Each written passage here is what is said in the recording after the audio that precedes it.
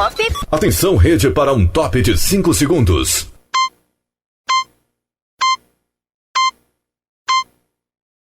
Rede Estação Pop. Continue ligado. Vem aí a próxima atração. Jornal Estação Pop News.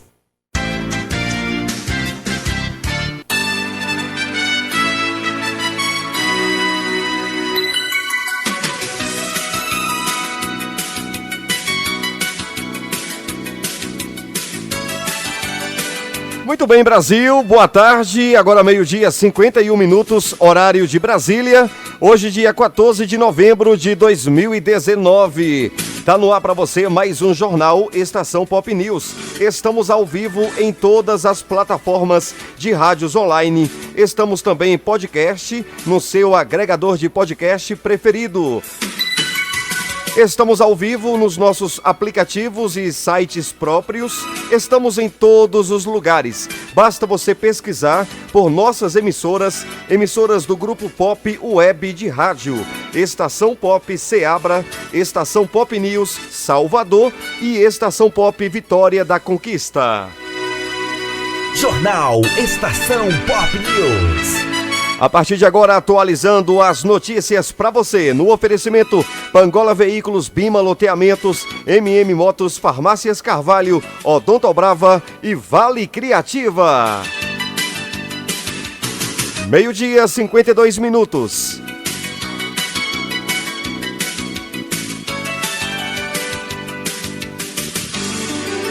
Chefes de Estado do BRICS pedem mais cooperação no grupo e menos protecionismo. Termina nesta quinta-feira a programação da 11ª reunião de cúpula do BRICS, o grupo formado por Brasil, Rússia, Índia, China e África do Sul. Vitor Ribeiro tem os detalhes. Termina nesta quinta-feira a programação da 11ª reunião de cúpula do BRICS, o grupo formado por Brasil, Rússia, Índia, China e África do Sul. O primeiro compromisso dos chefes de Estado dos países emergentes será às 9h15 da manhã no Palácio Itamaraty. Eles vão posar para a foto oficial do evento. Logo depois terão duas reuniões, uma fechada e outra que será transmitida apenas pelos meios de comunicação oficiais. No primeiro dia de encontro, nessa quarta-feira, o presidente Jair Bolsonaro destacou que o Brasil pretende abrir ainda mais a economia e se aproximar dos outros países do bloco. O Brasil é um dos poucos países do mundo que tem um amplo mercado, das mais variadas oportunidades para oferecer a todos.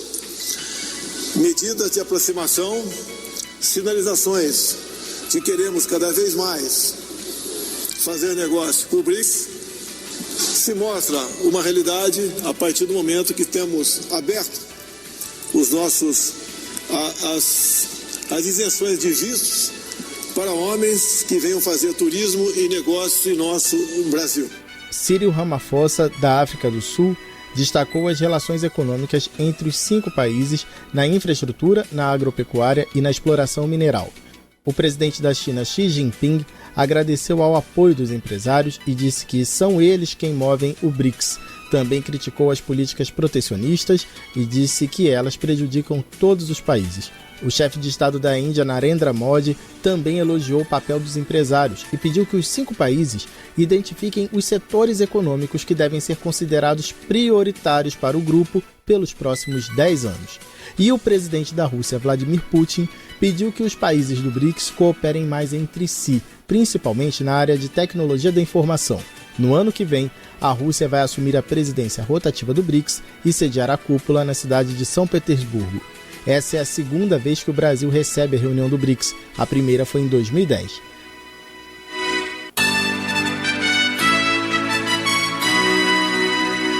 Agradecemos a colaboração da Agência Nacional, Agência do Rádio, Portal Amirte em Belo Horizonte, Rádio Justiça e Redação Estação Pop News Salvador. Jornal Estação Pop News.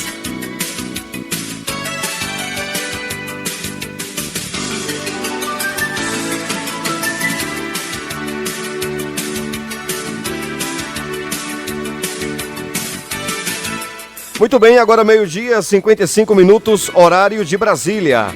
Apoiadores do Gaidó deixam embaixada da Venezuela após 13 horas de ocupação. Cariane Costa. Após 13 horas de ocupação, o grupo de venezuelanos apoiadores do autoproclamado presidente da Venezuela, Juan Guaidó, deixou a embaixada da Venezuela em Brasília por volta das 5h30 da tarde desta quarta-feira. O grupo saiu pelos fundos da embaixada, escoltado pela polícia militar. 3 deputados federais participaram das negociações: Sâmia Bonfim, Glauber Braga, do PSOL, e Paulo Pimenta, do PT, que foram para o local intermediar as negociações, bem como o coordenador-geral de privilégios e imunidades do Ministério das Relações Exteriores, Maurício Correia. O grupo ligado a Guaidó, opositor do presidente Nicolás Maduro, entrou na embaixada na madrugada da quarta-feira por volta das 5 horas da manhã. Eles defendiam que a representante indicada por Guaidó para o cargo de embaixadora no Brasil, Maria Tereza Belandra, chefiasse a embaixada. Em comunicado, a embaixadora nomeada por Juan Guaidó pediu que todos os empregados dos 7 consulados venezuelanos no país reconheçam Guaidó como presidente. Manifestantes a favor e contrários chegaram a entrar em conflito na porta da embaixada, mas a situação foi controlada pela polícia militar. Pelas redes sociais, o presidente Jair Bolsonaro repudiou o episódio e informou que o governo tomou todas as medidas necessárias para resguardar a ordem pública e evitar atos de violência, de acordo com a Convenção de Viena sobre Relações Diplomáticas. O Gabinete de Segurança Institucional se manifestou sobre o caso e informou por meio de nota que o presidente da República jamais tomou conhecimento e muito menos incentivou a invasão da Embaixada da Venezuela por partidários do senhor Juan Guaidó. O ministro conselheiro da embaixada nomeado por Guaidó, Tomás Silva, disse que os funcionários da embaixada reconheceram o presidente autoproclamado e fizeram a entrega da residência e do escritório da embaixada da Venezuela no Brasil. Já o deputado Paulo Pimenta, que acompanhou a negociação de dentro da embaixada, afirma que houve agressão a funcionários e familiares que moram no local.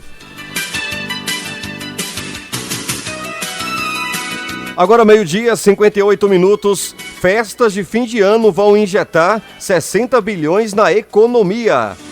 As vendas de Natal devem injetar 60 bilhões na economia no setor de comércio e de serviços. A estimativa é da pesquisa feita pela Confederação Nacional dos Lojistas e dos Serviços de Proteção ao Crédito e divulgada nesta quarta-feira. Nelson Lim. As vendas de Natal devem injetar 60 bilhões na economia no setor de comércio e de serviços. A estimativa é da pesquisa feita pela Confederação Nacional dos Lojistas e do Serviço de Proteção ao Crédito e que foi divulgada nesta quarta-feira. Para se ter uma ideia da importância da data para o comércio, a cifra é próxima às vendas somadas dos Dias dos Pais, do Dia das Mães, dos Namorados e das Crianças. No Centro de Comércio Popular na Lapa, zona oeste de São Paulo, a vendedora online Daniele Araújo dos Santos disse que, além de presentear a família, pretende entregar lembrancinhas para ao menos 10 outras pessoas nesse Natal. E, na verdade, para as crianças fazem toda a diferença, né? Então, assim, mais por conta das crianças também foi um hábito que a gente criou, né, eu e meu esposo, e a gente está levando para os nossos filhos. Por sua vez, a recepcionista Gleiciane Domingues Araújo falou que pretende presentear 4 pessoas nas festas de fim de ano. É brinquedo mais, né, que é criança, e roupa para adulto. Seria 2 adultos e 2 crianças. Mas a dona de casa, Janete Ufo, falou que não pretende comprar presentes este ano para pagar as contas de janeiro. Eu nem consegui aposentadoria e nem vou conseguir, então o dinheiro está muito pequenino. Então eu prefiro reservar para pagar as obrigações, não é verdade? Porque está difícil mesmo. De acordo com pesquisa da Confederação Nacional dos Lojistas e do SPC, Janete faz parte dos 7% que não pretendem fazer compras neste fim de ano. Por outro lado, 77% dos consumidores falaram que pretendem presentear alguém neste Natal. Para Marcela Kawauchi, economista-chefe do SPC, a previsão das vendas deste fim de ano indica estabilidade com um leve viés positivo com relação aos dados do ano passado. Os dados da pesquisa de Natal mostram uma estabilidade com viés levemente positivo em relação ao ano passado. A movimentação na economia deve ser de 60 bilhões de reais. Não tem diferença estatística em relação a 2018. Mas esse dado ainda assim é positivo, porque o Natal é a principal data comemorativa do comércio. Para quem pretende comprar presentes, a recomendação da economista é pesquisar muito antes de fazer as compras e pagar à vista sempre que for possível para não comprometer as contas e despesas obrigatórias do início de 2020.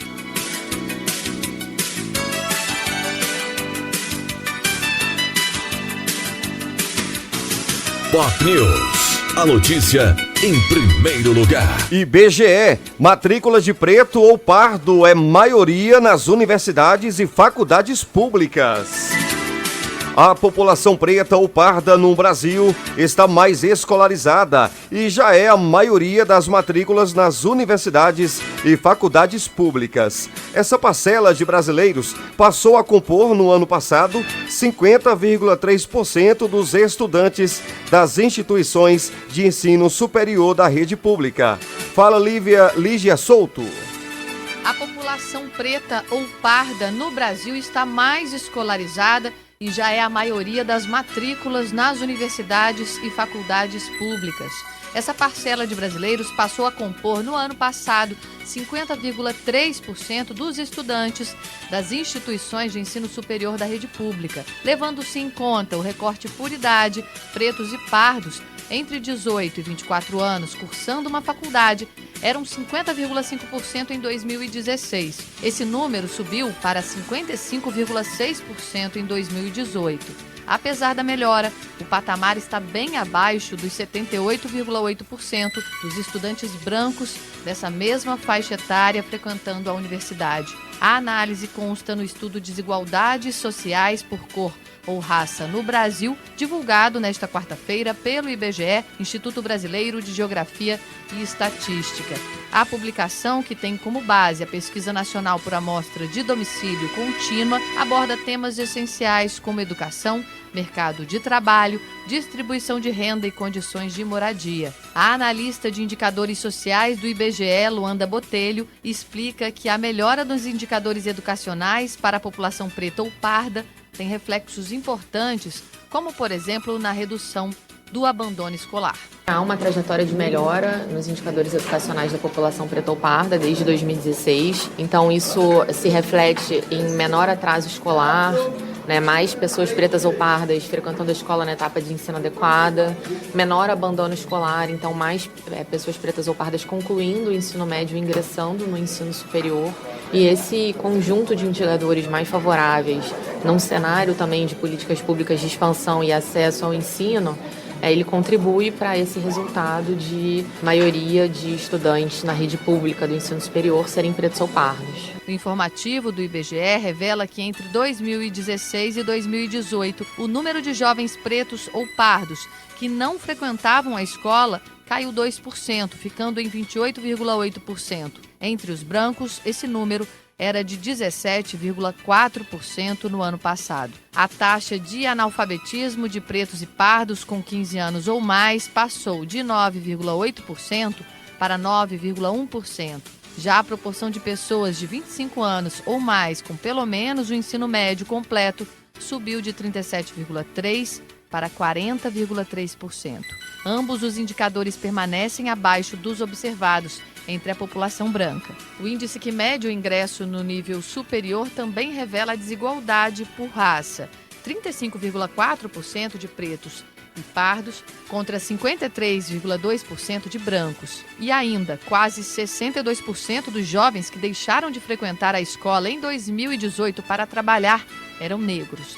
O estudo mostra que a desvantagem em relação aos brancos persiste também no que diz respeito à representação política. O quadro atual é de subrepresentação da população negra, tanto na Câmara Federal e Assembleias Legislativas Estaduais, quanto Câmara de Vereadores.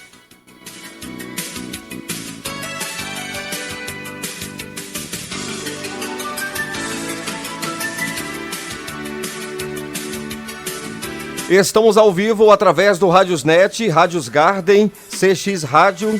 Estamos no Deezer. em podcast e também ao vivo. Pesquise Estação Pop News. Estamos no Spotify em podcast, no seu agregador de podcast preferido.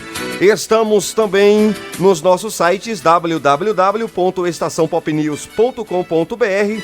Estamos no www.estaçãopopconquista.com.br e estamos também no www.estaçãopopnews.com.br e também nos nossos aplicativos próprios.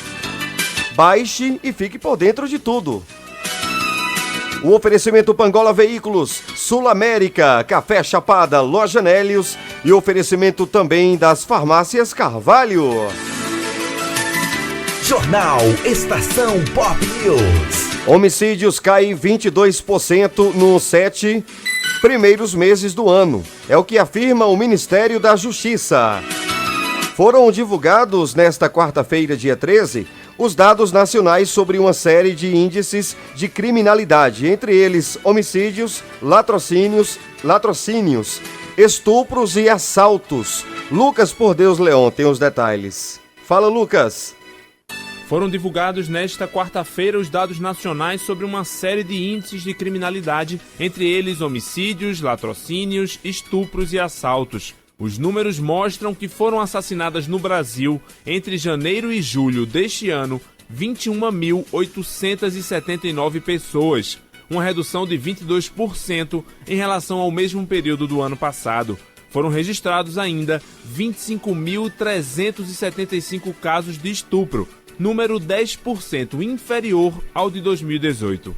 Os dados são do Cinesp, o Sistema Nacional de Informações de Segurança Pública, que integra os boletins de ocorrência de todos os estados e do Distrito Federal e foram apresentados pelo Ministério da Justiça e Segurança Pública. O levantamento ainda apresenta queda em todos os índices de criminalidade divulgados, mostrando uma redução de 7% no número de furtos de veículos, 22% a menos de ocorrências de latrocínio, queda de 23% no número de roubos de cargas e menos 35% no número de roubos a bancos.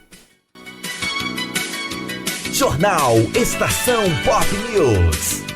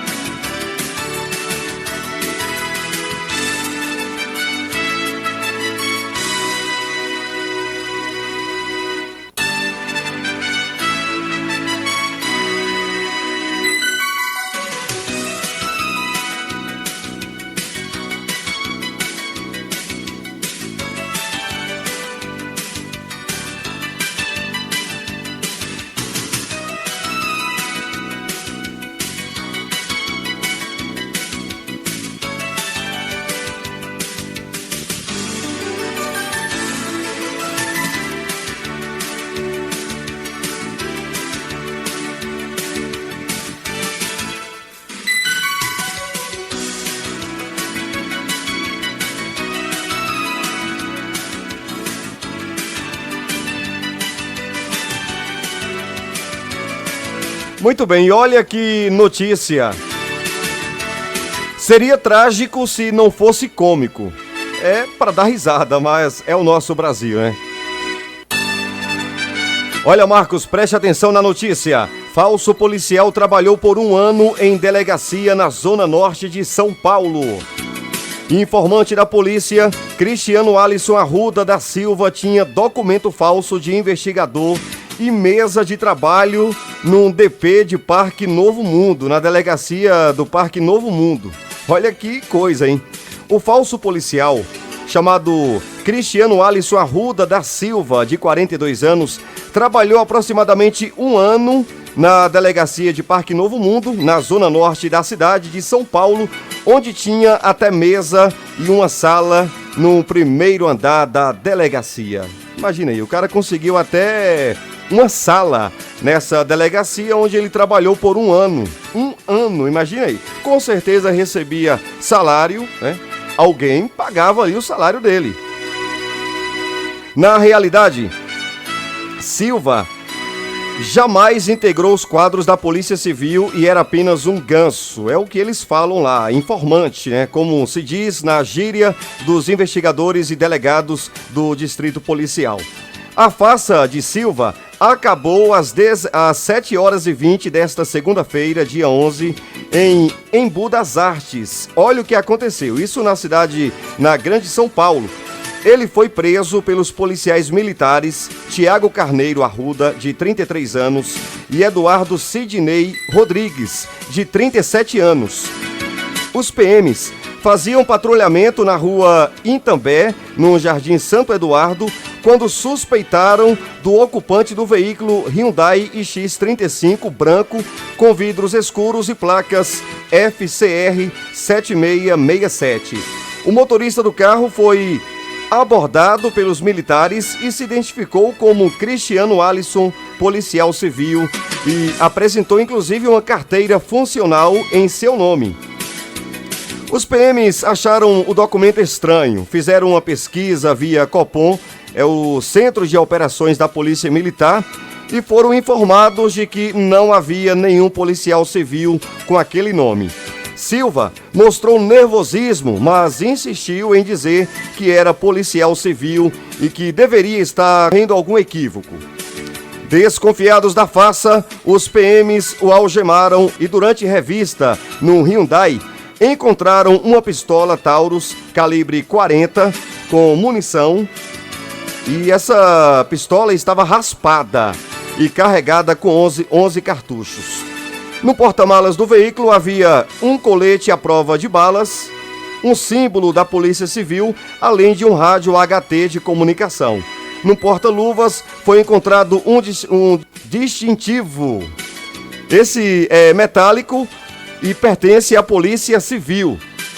Os policiais militares apuraram também que o veículo dirigido por Silva estava com as placas adulteradas e que o carro era produto oriundo de roubo, ou seja, era um carro roubado. Os documentos do automóvel eram falsificados. Silva foi levado para o 1º Distrito Policial de Embu das Artes. Na delegacia foi constatado que o Hyundai havia sido roubado em 15 de março de 2017 na área do Distrito Policial de São Mateus, na zona leste da cidade de São Paulo. Que notícia, hein? Como esse cara conseguiu, inclusive, se instalar na delegacia e ter uma sala própria. O delegado Francisco José Videira autuou Silva em flagrante pelos crimes de posse e porte ilegal de arma, receptação e porte, além do porte de arma, claro, né? O uso também de documento falso, falsa identidade e usurpação de função pública. E olha, nos bastidores da Polícia Civil, os comentários são de que Silva trabalhou por 1 ano, hein? 1 ano na ADP, isso com sala própria, isso na delegacia, e saiu de lá, dessa delegacia, dessa nona, ele saiu de lá após a mudança do delegado titular e da chefia dos investigadores. E há inclusive rumores também, isso as TVs falam, né? Uma TV que tem esse material gravado. Há rumores também de que Silva chegou até a ser filmado por emissoras de TV carregando presos na delegacia durante entrevista coletiva sobre prisões de criminosos. Esse cara deve ter aprontado muita coisa aí durante esse ano, hein?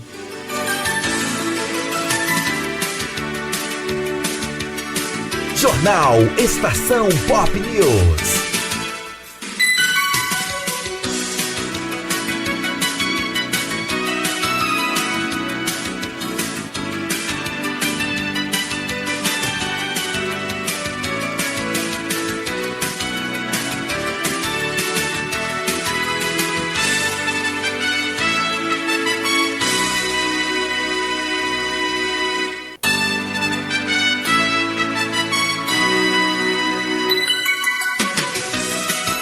Muito bem, agora 13h16, horário de Brasília.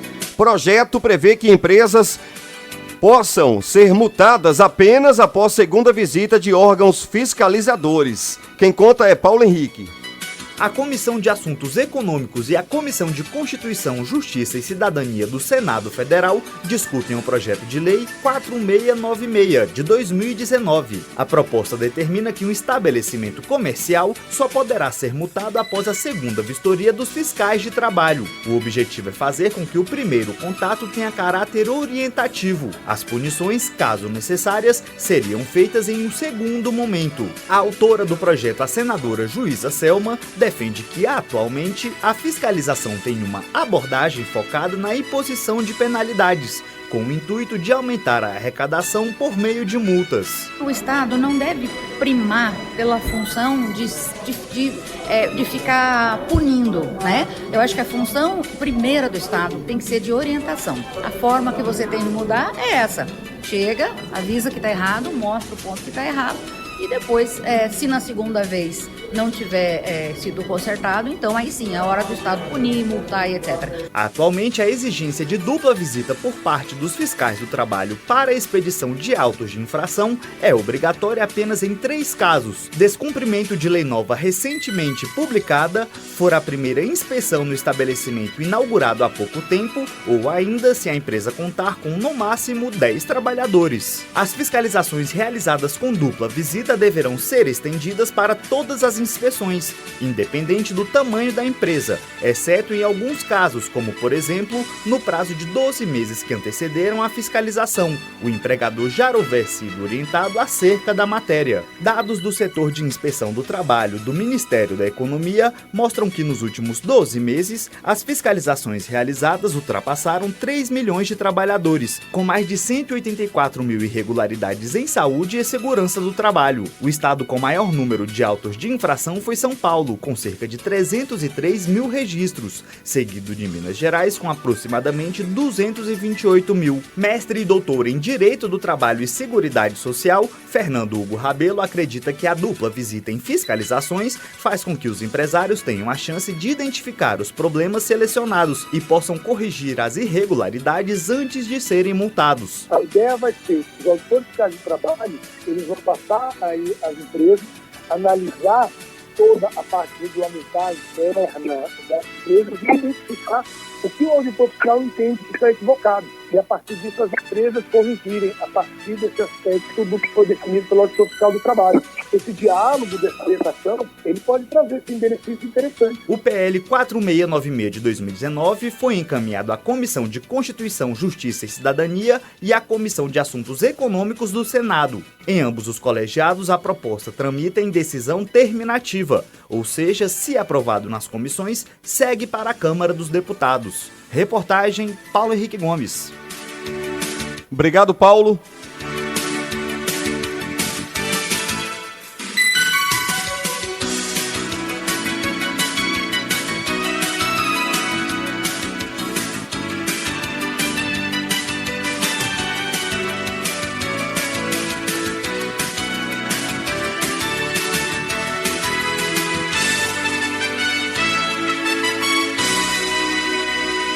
Olha, Brasil e China assinam acordos em áreas da saúde, política e comércio. Somente no ano passado, o fluxo de comércio entre os dois países alcançou a marca de 98,9 bilhões. Fala, Cíntia Moreira. O Brasil e a China assinaram nesta quarta-feira acordos e memorandos de entendimento nas áreas de agricultura, transporte, saúde, política, economia, comércio, inspeção sanitária e cultura. Em uma declaração à imprensa, o presidente Jair Bolsonaro disse que o governo e o empresariado brasileiro querem ampliar e diversificar o comércio com a China. A China é o nosso primeiro parceiro comercial e, juntamente com toda a minha equipe, bem como com o empresariado brasileiro, nós queremos mais que ampliar, queremos diversificar as nossas relações comerciais. Entre os atos assinados estão protocolos sanitários para exportação de pera da China para o Brasil e de melão do Brasil para o país asiático. Também foi firmado um plano de ação na área de agricultura de 2019 a 2023, nas áreas de políticas agrícolas, inovação científica e tecnológica, investimento agrícola, comércio agrícola, entre outras.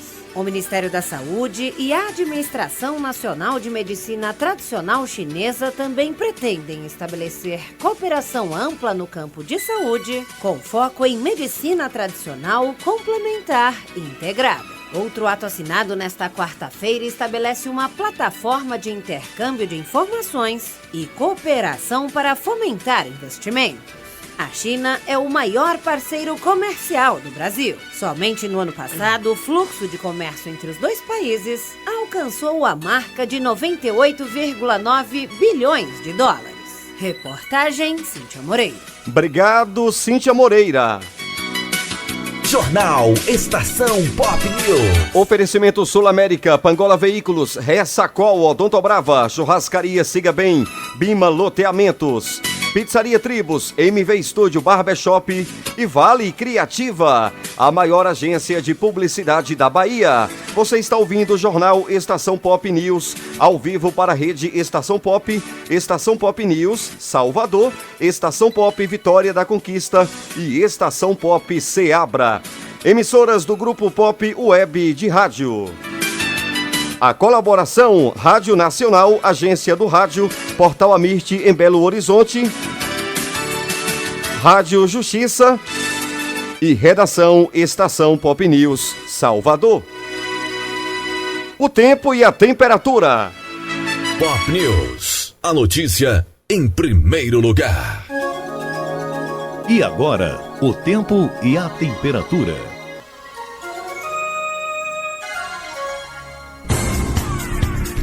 Muito bem, Brasil, agora 13 horas 23 minutos, horário de Brasília. Estamos ao vivo via internet, Jornal Estação Pop News. E agora o tempo e a temperatura. Sudeste pode ter chuvas nesta quinta-feira, dia 14. A temperatura pode variar de 13 a 39. Ricardo Ribeiro, o tempo e a temperatura para o Sudeste. O Sudeste pode esperar nesta quinta-feira por tempo nublado a encoberto, com pancadas de chuva e trovoadas em São Paulo e em Minas Gerais. Já os estados do Rio de Janeiro e do Espírito Santo têm apenas possibilidade de chuvas isoladas. O estado mineiro tem também névoa seca ao longo de todo o dia. A temperatura pode variar de 13 a 39 graus, enquanto a umidade relativa do ar vai de 20 a 95%. As informações são do Instituto Nacional de Meteorologia, o INMET. Ricardo Ribeiro, o tempo e a temperatura.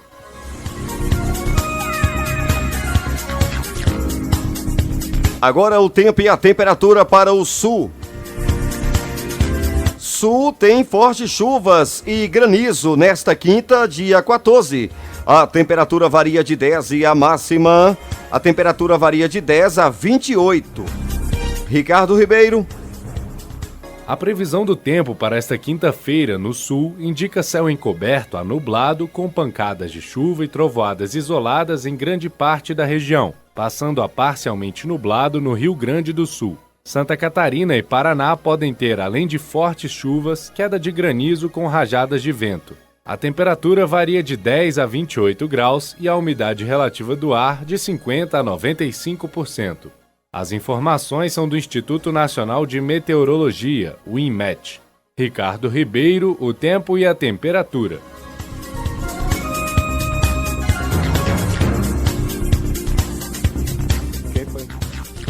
Vamos agora com o tempo e a temperatura para o Nordeste. Quinta-feira, dia 14, de tempo nublado e chuvoso na região Nordeste. Os termômetros têm mínima de 14 e máxima de 41.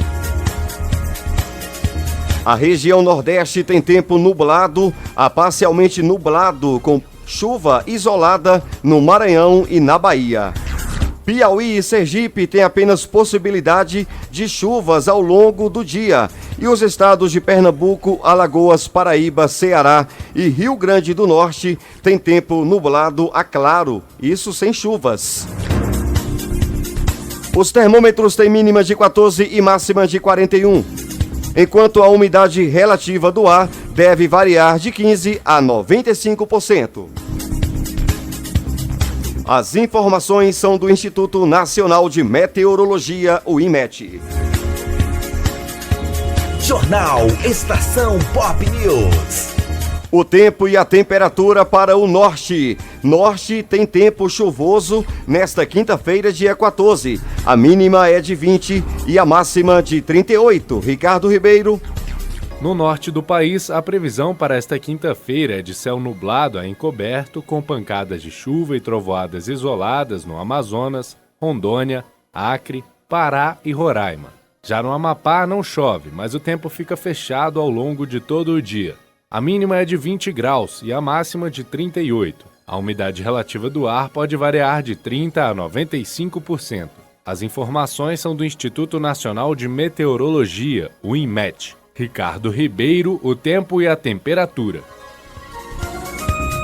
No oferecimento Sul América, Café Chapada, Pangola Veículos, MM Motos e também oferecimento Vale Criativa. Centro-Oeste tem quinta-feira, dia 14, de calor e chuvas isoladas. A temperatura mínima é de 17 e a máxima de 38. O Centro-Oeste tem, nesta quinta-feira, previsão de céu nublado a encoberto, com pancadas de chuva e trovoadas isoladas no Mato Grosso do Sul e áreas específicas de Goiás. Já o Distrito Federal tem apenas possibilidade de chuvas e trovoadas isoladas, apesar do tempo nublado ao longo de todo o dia. A temperatura mínima é de 17 graus e a máxima de 38. A umidade relativa do ar pode variar de 20% a 95%. As informações são do Instituto Nacional de Meteorologia, o INMET. Ricardo Ribeiro, o tempo e a temperatura. Agora é Luiz Carlos Martins. Agora 13h29, horário de Brasília.